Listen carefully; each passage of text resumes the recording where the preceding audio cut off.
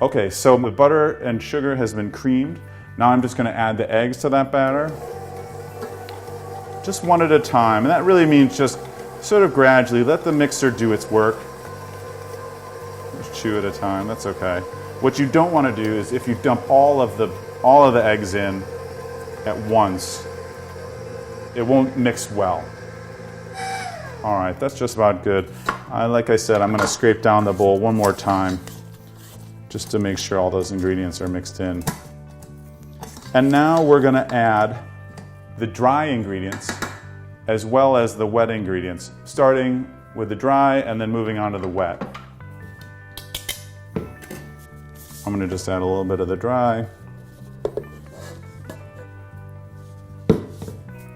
And then a little bit of the wet.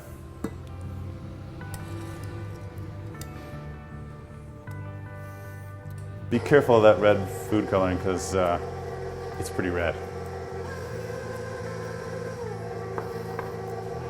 All right, a little bit more. Again, you don't want to dump all of these ingredients in at one time. It's going to make a huge mess of your kitchen, and the batter is going to have to work so hard to incorporate everything that it will you're going to overbeat the batter. So do it gradually and you'll be a lot happier. And this is a big recipe. It makes a bunch of cake.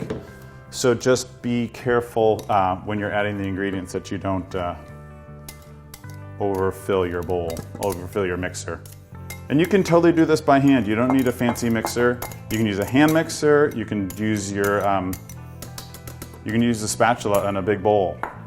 When I teach class at our shop, we never use electric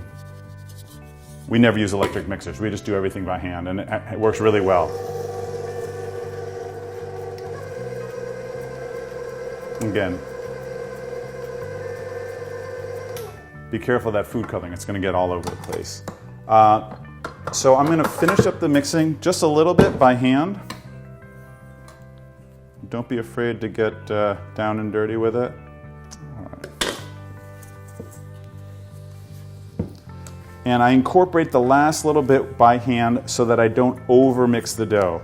And there's going to be, you'll probably find some butter and some sugar at the very bottom by the dimple underneath the mixer.